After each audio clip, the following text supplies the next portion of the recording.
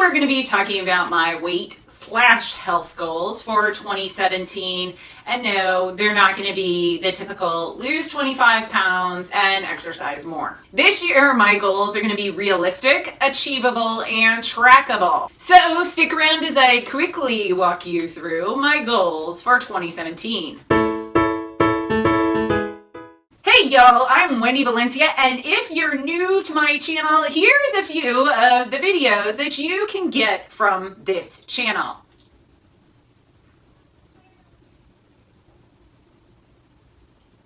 As you can see, weight is just one of the topics I cover on this channel, and my channel is basically about doing hard things with a positive attitude and a sense of humor. And when I say hard things, it's like getting out of debt, losing weight, all of those things. So if that sounds like something that would interest you, make sure you click the subscribe button down below and then go on over right next to it and click that little alert bell so that you don't miss a single thing that I upload. So let's get into it. So in my video titled 2016 Financial Wins and Fails, I talked about our financial wins and fails, obviously, for 2016, but just the amount of time that we've been following the Dave Ramsey plan, not for the whole year. And if you don't know about Dave Ramsey, I am going to link this amazing video down below done by Angie about the 7 baby steps from Dave Ramsey. You have to check it out. It is a fantastic video. So when I posted this video, I got a comment from Martinus House.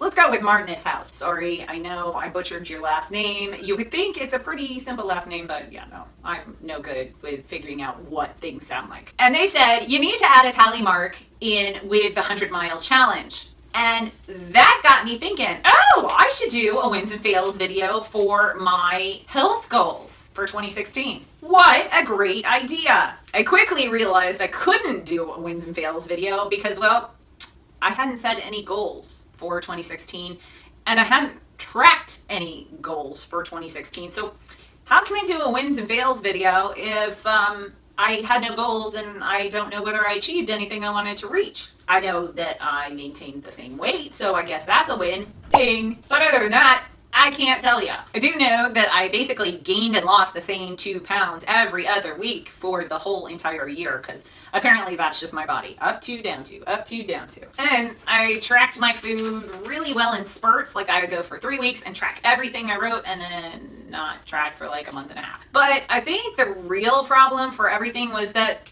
I didn't set any goals. So I realized pretty quickly, if I'm going to be successful this year, I'm going to have to set some goals. It's kind of logical, isn't it? So my weight goals for 2017 are kind of lofty, but at the same time not. They're kind of an ever-evolving process. The wins and losses are going to be notable over time, but not really as a one-by-one sort of thing, because it really is all about improving on my last choice. I'm not going to set goals like lose 20 pounds because honestly, while I do need to lose at least 20 pounds, I don't know that having a goal like that is actually healthy for me mentally. It's just too much pressure, and I don't know that it really helps me make any of the long-term changes that I really need to make. So what are my actual goals going to be?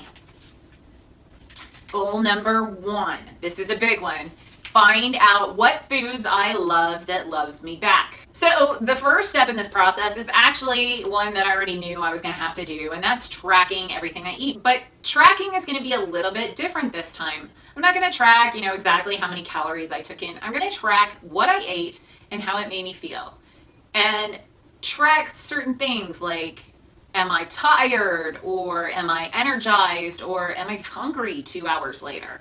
And I actually started doing this back in November, and right around the holidays I stopped because I got so busy, but I learned a ton in just a few weeks. I've had food intolerances for as long as I can remember. Avocado is one of those foods that does not love me at all. It hates me, in fact. It's evil. And I had an incident with peanut butter a couple of weeks ago that had me running for the allergist. So obviously this is one of those goals that I'm never going to be perfect at, and that's actually good for me because that means it's okay if I mess up, which I'm I have historically been an all or nothing person, and I kind of need to get away from that. So I think this as a goal will help me make better choices in the long run, because honestly, when I eat foods that make me feel horrible, I tend to stay away from them. But I've been kind of oblivious for a really long time about how foods react to me. And so I think this will do me some good. So goal number 2 is going to be figuring out a way to deal with my evening eating. From the time I walk in the door after work until pretty much when I go to bed, I'm doing this. Not the whole time, like I go in spurts, but the more tired I get, the more I eat. And I haven't really ever come up with a way to deal with that. And it's about time I did. I mean, it's something I'm completely capable of controlling. I just need to come up with some tactics for how I'm going to deal with it. So I think that's a totally achievable goal. And again, not something I'm going to be perfect at. And that's okay. It's just about being better than I was before. Goal number 3, I'm going to figure out a way to deal with convenience eating. This one's huge for me, and probably not exactly what you think it's going to be. As you know, I live with my parents, and my dad loves to buy junk and bring it in. My husband loves to eat junk. My daughter loves to eat junk. I love to eat junk.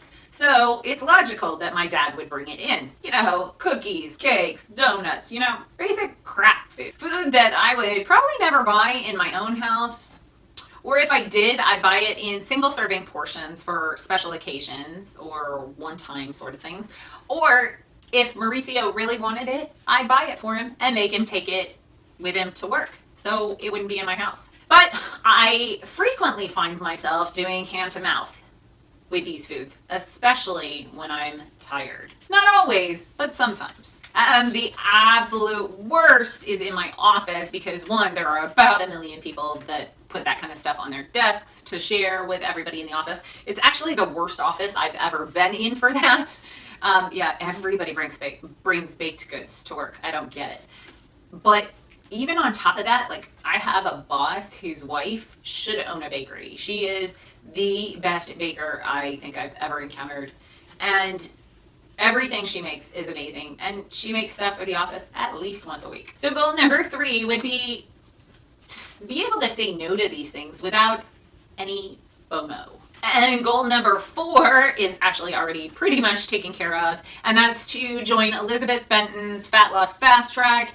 I have already registered to do that, and I'm super, super, super pumped to start it. You have no idea. I am nervous and excited, and I think I'm going to do really well, and I really can't wait to get started. So I'm going to probably do a whole video on that when it first starts, to talk about her Fat Loss Fast Track, because I can't even tell you how much I think this is going to change my life. So, woo woo! One goal already able to be checked off and achieved. And goal number 5 is going to be to actually do a monthly report. I had planned on starting a monthly report video for our finances, and I thought, hey, why not do a monthly report for my health goals, my weight loss goals, whatever you want to call them, to let you know where I am. And so, you know, you can tell me what you're doing and I'll tell you what I'm doing, and we can support each other, because it's gonna be hard. Plus it keeps me like super accountable, because if I have to admit to y'all that I ate cookies every night after dinner, I'm probably not gonna do it just because of embarrassment's sake. I might do it every once in a while, and I'll certainly admit those times, but you know, every night, So as you can see, I've kind of set my goals really pretty high. I'm going to be confronting 2 major food issues that I've had pretty much my entire adult life. I only plan on taking it in baby steps, because that's the way I'm going to change my behavior, is by doing everything slow and steady, because slow and steady always wins the race. So rather than having a goal of my weight, I'm going to make the goal about feeling better, about doing things better, having better energy, making better choices, and not worry so much about how much weight I lose. And I have a feeling if I start doing that, the weight will actually come off on its own. So guys, I'm wondering what you think of my goals. Are they reasonable? Are they too high? I'd love to hear what you think, but please be nice about it, because this is my life. Don't be mean. I'll cry. And as always, thanks for watching. I'll see you in the next one. See ya!